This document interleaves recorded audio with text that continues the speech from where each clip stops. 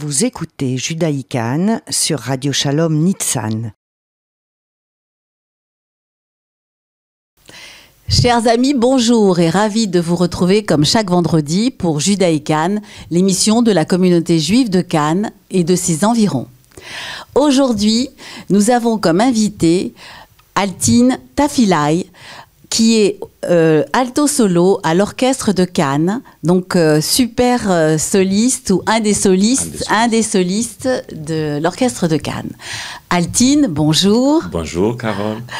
Altine, je vous ai invité parce que aujourd'hui, vous avez créé une association qui est la Note du Soleil, mais avant de présenter votre association et votre programme, parce qu'il y a un programme avec le trio Goldberg que vous allez nous expliquer, racontez-nous un petit peu votre histoire et votre parcours de vie, parce que vous avez une histoire intéressante à vous raconter. Où êtes-vous né? D'où venez-vous, Altine Tafilai? Alors, je suis né en Albanie, dans cette ville qui s'appelle Durrës pour les Albanais, mais un peu plus connue avec le nom de Durazzo. Et Durazzo, c'était aussi une famille très célèbre. C'est une des familles les plus importantes de la ville de Gênes, parce qu'il y avait un monsieur dans l'année 1300 qui était parti de cette ville. On ne savait pas son nom de famille, et donc on l'appelait monsieur Durazzo. Et c'est devenu des familles connues. Il y a eu des contes, il y a encore des villas, des monuments à la ville de Gênes, au nom de Durazzo. Bon, après, c'est connu, la ville de Durazzo, un peu par cette famille célèbre.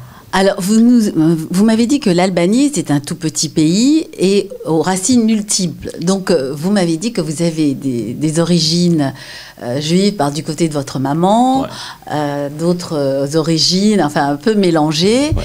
Et que l'Albanie, c'était un pays qui a sauvé beaucoup de juifs, hein, c'est ça, pendant la guerre? Oui, et si je ne me trompe pas, parce que j'avais parlé avec un ambassadeur, un ami à moi, je ne pense pas que je me trompe, Israël, c'était un des premiers pays qui a enlevé la visa aux Albanais, donc qui laissait libre d'entrer en Israël aux Albanais, parce que pendant la deuxième, qui le souhaitait, parce que pendant la Deuxième Guerre mondiale, nous en Albanie, on a une tradition qui s'appelle Bessa, et donc l'invité de chez nous, on dit, on peut presque donner la vie, mais pour le sauver. Donc à l'époque, la Deuxième Guerre mondiale, quand il y avait des juifs en difficulté, on a changé les noms, on les a protégés, on ne les a pas accueillis parce qu'ils étaient albanais. Mais donc, juste pour les cacher, on a donné des noms, genre des paysans, des choses comme ça, pour faire en sorte que il n'y avait aucune doute. Et donc, c'était une opération qui a eu beaucoup de succès. Et je pense qu'il y a eu très, très peu de Juifs qui étaient déportés de l'Albanie. Parce que on les a très bien protégés. Qui ont été sauvés. Donc, vous avez été élevé par des parents professeurs. Hein, votre papa était professeur à l'université en agriculture. Voilà. Et votre maman économiste. Et alors, comment on devient, parce que vous avez une sœur également qui est musicienne, comment c'est arrivé, cette passion de la musique? Il y a eu un détecteur de talent, hein, c'est ça, vrai. Un trend scout, un scout, talent on appelle un talent scout aujourd'hui. Mais c'était un monsieur, c'était le communisme, hein, quand j'étais petit garçon, tout petit, à l'école maternelle, j'avais 5 ans. Il y a ce monsieur qu'on a gardé toujours une très belle relation aujourd'hui. Il s'appelle toujours de ce moment. Il est venu à l'école maternelle avec son accordéon. Il faisait un peu chanter, il faisait faire un rôle, parce que c'était un acteur. Donc, mais le communisme, il chargeait un acteur à chercher. Animer, à détecter des talents. Voilà. Et donc, je ne sais pas ma voix, si ça s'entend aujourd'hui, mais déjà, quand j'avais 5 ans, il a pu comprendre. Mais il m'a fait chanter une chanson. Donc, j'ai été choisi pour chanter, pour représenter mon école maternelle au niveau national, pour chanter quelque part, je ne me rappelle plus.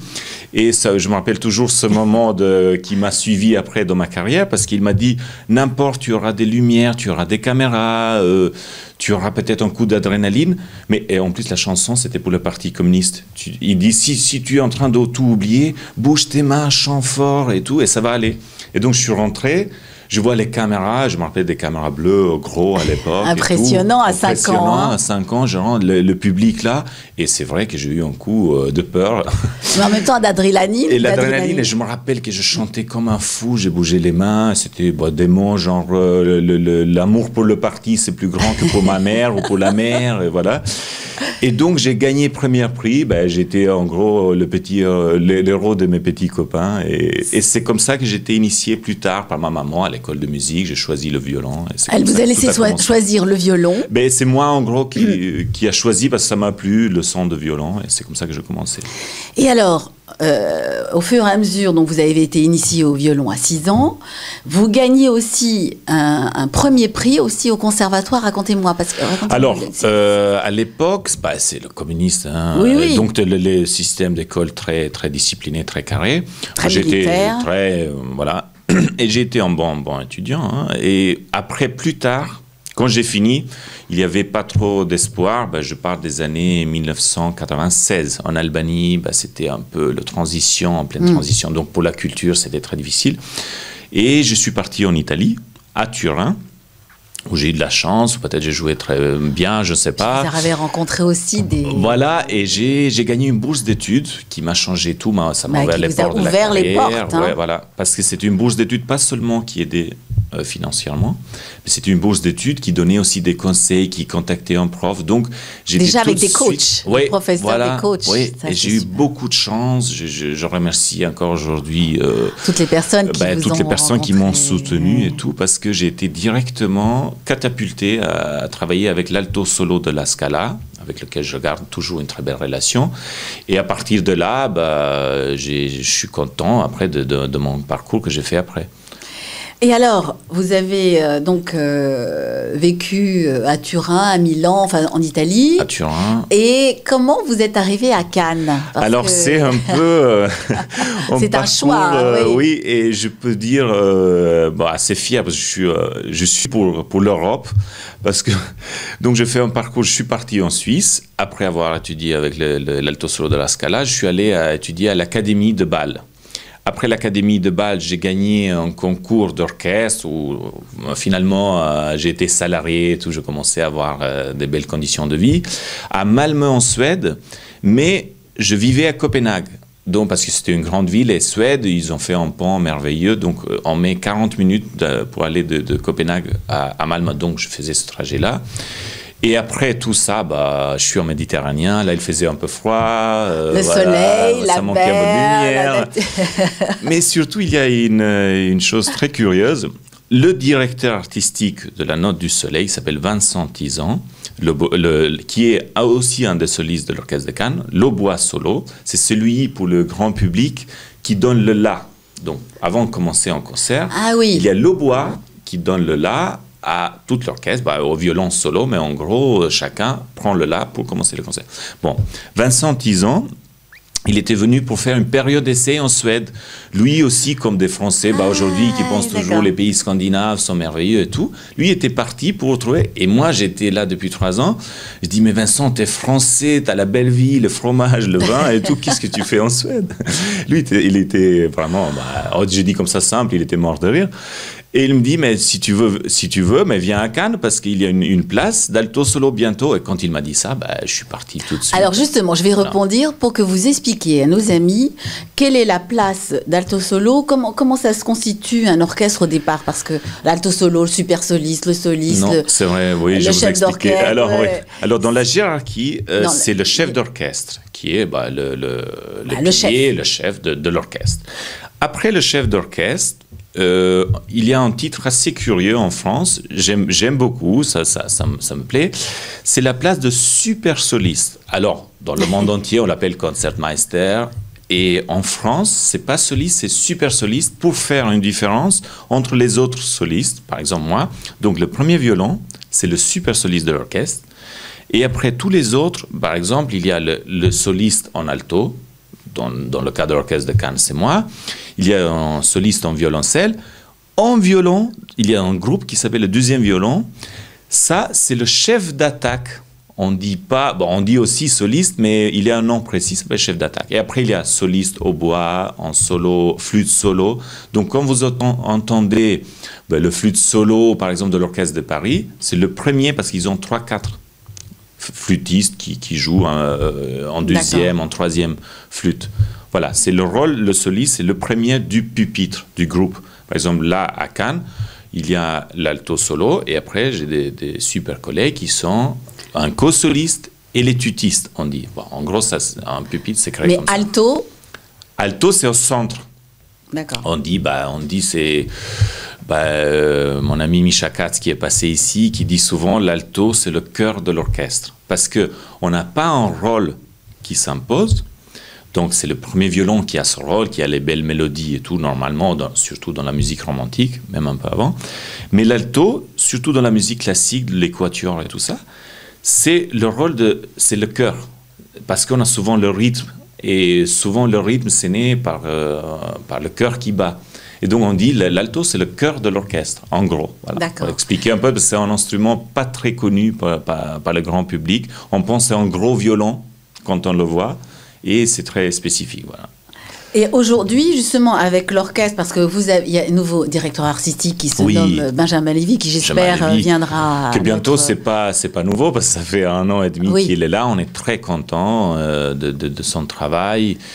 C'est pas que j'ai dit on est très content pour dire qu'on est très content, mais j'imagine, venez au concert. J'invite le public de Cannes pour découvrir. Quel est le prochain concert là Alors, on a un concert demain, mais c'est pour un club andantino. Et si vous regardez le site de l'orchestre, je vous invite vraiment de venir découvrir le site de l'orchestre. Ça s'appelle orchestredecannes.com, j'imagine. Venez découvrir nos concerts et...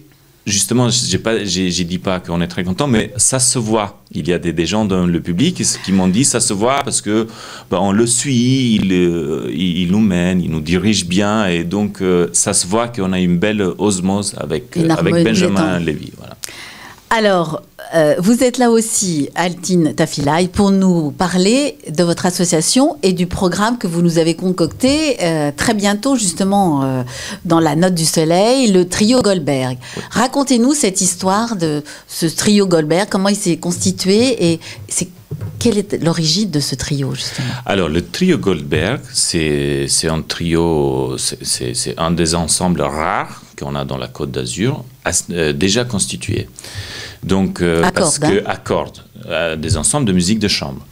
Et il est constitué par le premier violon, la super soliste que je mentionnais avant, Lisa Kerob, qui est aussi qui fait partie de la communauté juive. Et l'alto solo, qui correspond un peu à mon rôle, mais de l'orchestre de Monaco. Ils sont tous les trois les solistes de l'orchestre de Monaco, de Monte-Carlo. Ah oui, qui ont constitué. Donc, qui ont constitué ce trio à cordes. Et c'est une très belle idée parce que c'est un répertoire très riche, très vaste, mais très rare, très fait en qualité, je dirais, les trios. Parce que les quatuors, on a énormément, mais trio, on n'a pas. Et quelle est la particularité d'un trio, justement? Un trio, c'est en gros, c'est comme un quatuor, mais il n'y a pas le deuxième violon.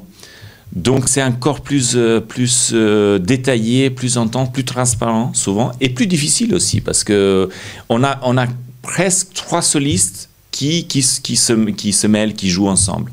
Donc c'est le violon solo de Monte-Carlo, c'est l'alto solo Federico Hood. Donc c'est 3 origines aussi un peu différentes, un peu mélangées. Il est colombien, Federico, c'est un altiste, c'est un superbe altiste.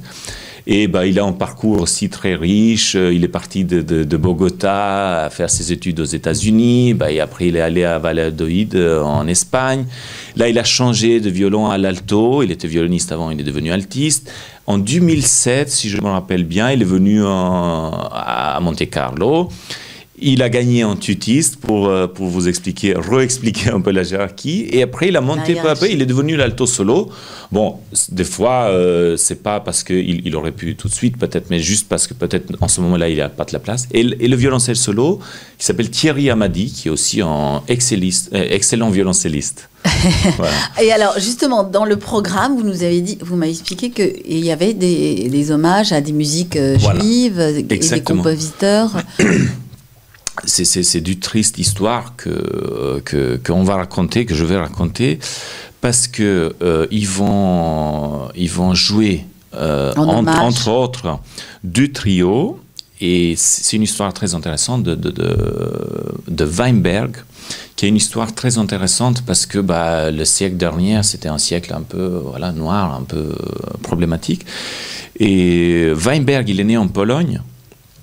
Après, la Pologne, il a eu l'invasion, occupée par les Allemands. Donc, il a pu fuir en Biélorussie. Et pendant ce moment-là, c'était le seul qui a pu fuir. Et moi, ça me fait un peu des frissons parce que toute la famille a été exécutée. Et c'est le seul qui a pu partir. Après, oui, lui, il était un compositeur, un très bon compositeur. C'est comme ça qu'il a pu s'en sortir. Voilà. Après, de nouveau, on parle de cette période très noire de l'humanité, de tout. Je ne sais pas comment expliquer. La Biélorussie il a eu l'invasion des Russes. Donc, de nouveau, il a eu peur. Il a échappé en Ouzbékistan. Donc, en imaginant aujourd'hui quelqu'un, un pauvre, qui change pays, pas pour chercher du travail ou pour améliorer. Mais déjà pour sauver sa peau. Mais carrément pour sauver sa peau. Et donc, lui, il était un compositeur et il n'avait rien fait. En imaginant, c'est des faits terribles de l'humanité. Donc, il échappe en Ouzbékistan,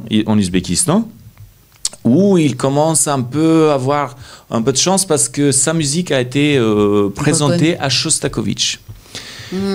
Et donc, Shostakovich, il adore sa musique, il accueille à Moscou avec sa femme, qui était la fille d'un acteur connu juif de l'époque. Et ils ont créé une amitié extraordinaire, les deux. Shostakovich, il est un compositeur très connu, très célèbre par le grand public, par les mélomanes. Et donc, les deux, ils sont devenus très copains. Et malheureusement, de nouveau en Russie, il était incarcéré, accusé pour des activités sionistes par Staline. Ouais. Donc voilà, on ne parle jamais de cette période un peu noire en Russie aussi. Après un moment, ça a été, avec la mort de Staline, ça a été un peu plus léger. Il a survécu. Il a survécu. Shostakovich l'a aidé pour sortir de prison et tout ça. Mais donc, et la relation il était malade plus tard, en 1966, si je ne me trompe pas. Il était malade, il a eu une dépression. Je peux imaginer une vie comme ça. Et quelle est la connexion entre Weinberg et le trio Goldberg? Eh bien, Weinberg, le trio Goldberg va jouer un trio de ce compositeur s'appelle Weinberg. Voilà, ce jour-là. Donc, j'invite chaleureusement alors, les gens intéressés. Alors, racontez-nous, c'est quelle date exactement? C'est le 27 janvier, donc c'est bientôt, c'est un samedi. Samedi soir. Samedi soir à 18h30, après Shabbat. Voilà. À 18h30. Alors oui, c'est au Temple Protestant. Au Temple Protestant, qui est juste derrière le Majestic.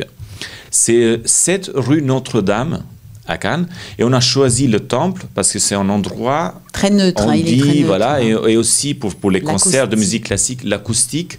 Bon, ma chère amie décédée l'année dernière, qui était la critique de Nice Matin, elle me disait c'est la meilleure acoustique qu'on peut faire de concerts de musique de chambre, qui est assez spécial à Cannes. Je confirme, voilà. J'ai eu la chance d'écouter plusieurs concerts et c'est extraordinaire. Surtout quand il y a beaucoup de public, ça fait vraiment une excellente acoustique. Et l'autre compositeur, je ne vais pas rester longtemps, c'est Gideon Klein, aussi qui a une histoire malheureusement très triste, juive, voilà, Klein. Et il est mort à 25 ans, au champ. Dans les camps. Oui. Dans le camp, c'était Fürstenstube ou quelque chose comme ça. C'était le camp extérieur de Auschwitz. Parce qu'au début, il était à Auschwitz, où il a été déporté 9 jours après avoir composé le trio que le trio Goldberg va jouer. Et eux, ils vont enregistrer plus tard. Donc, j'invite encore plus tard à... Oui, c'est pour ça que je vous ai invité. Si vous voulez avoir un CD, quelque chose, voilà, venez au temple. Que nos amis puissent assister. Oui, parce qu'il y a une très belle histoire derrière. Il est un compositeur, mais derrière un compositeur, il y a toujours une vie.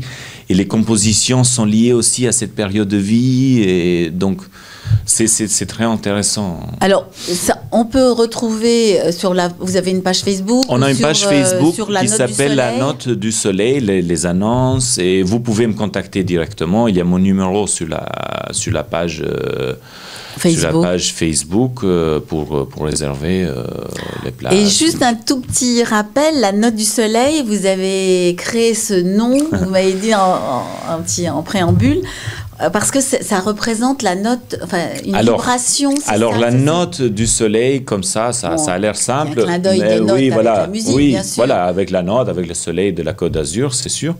Mais en fait, derrière, moi j'aime bien aussi quelque chose dans la mentalité. La note du soleil, c'est ces notes de ut en français, la note de do au niveau international. Il a une petite connexion avec moi parce que la note do, c'est la première note de l'alto, la plus profonde. Et aussi, c'est une fréquence, on l'appelle la fréquence du soleil. Au fait, c'est le hara pour les philosophies asiatiques, orientales. Et aussi, c'est le centre entre le yin et le yang. Donc, cette fréquence, ça représente ni le yin ni le yang. Je trouvais ça intéressant.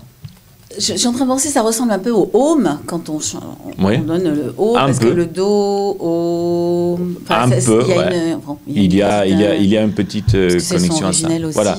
Et c'est une fréquence, c'est carrément parce que j'insiste, j'ai des autres projets, j'en parlerai plus tard ici, peut-être, parce que la musique, si on va dans un contexte spirituel un peu plus profond, c'est lié à des règles mathématiques, c'est lié à la physique. La musique, on l'écoute comme ça nous fait du bien.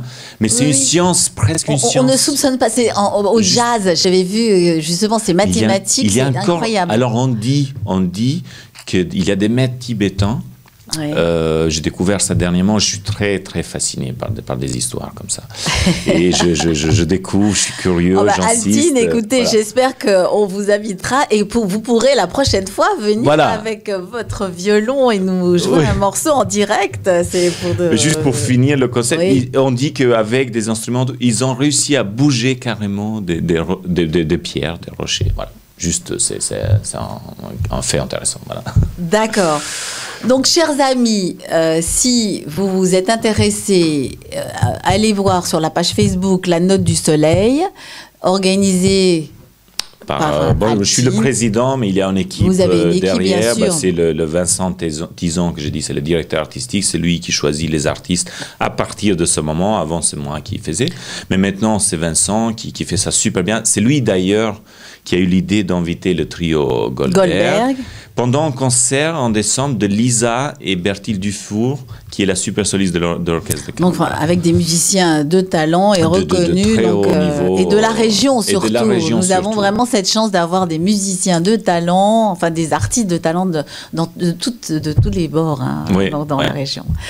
Écoutez, chers amis, notre émission touche à sa fin. Altine, est-ce que vous avez un dernier message à donner à nos auditeurs? Venez au concert, ça va vous faire du bien. Venez au concert de l'orchestre de Cannes. C'est un excellent ensemble qu'on a à Cannes. Et des fois, varié. Oui, c'est la musique classique et c'est varié. On est un groupe très dynamique de 37 musiciens de très haute formation. On a tous fait des conservatoires, des académies de très haut niveau professionnel. Donc, venez à écouter les concerts. Et de La Note du Soleil, c'est musique de chambre, c'est plus réduit, plus intime. Voilà. Une question, pourquoi le violon nous touche autant au cœur, nous les Slaves qu'est-ce qui fait dans ce son qui nous touche, on a presque les larmes aux yeux dès qu'on entend cette musique tzigane ou russe ou... d'où vient cette émotion? Je peux dire une petite théorie, mais assez personnelle. Oui, mais c'est parce que vous êtes un pro, c'est pour ça que je lis toujours ça avec la vibration, les cordes. Ces vibrations, les ça cordes, nous touche au touchées cœur, par l'archer, ça crée... Et nous, surtout, les Slaves, l'Est... on a bougé, on ne sait pas souvent nos origines. On est clair, j'ai une famille qui vient d'une partie de l'ex-Yougoslavie. Mon grand-père, il ne voulait absolument pas qu'on parle de nos origines. Mais oui, parce que certainement, on ne sait pas exactement. Pour se cacher, voilà. Mais un peu plus loin, le violon, c'est presque l'instrument. Des fois, ça a sauvé l'intérieur des gens, parce qu'en jouant de violon, c'est un instrument qu'on peut porter. On peut porter partout. Voilà, et les cordes, à l'époque, on mettait des cordes en boyau, et le son, c'est vrai que c'est un son... C'est une vibration. Une vibration, et souvent... C'est assez magique. Et des fois, il ne faut pas toucher, je trouve. Il faut laisser le mystère. Parce que on disait de Yehudi Menuhin, entre tous les musiciens, c'est accepté. On disait que c'était lui qui t'arrivait directement au cœur. Et ça, je pense qu'il ne faut pas toucher. Il faut laisser transporter par le mystère, par la magie. Eh bien, écoutez, merci beaucoup Altine Tafilai de ces moments d'émotion. Chers amis, venez nombreux à ce concert et notez la note du soleil sur la page Facebook.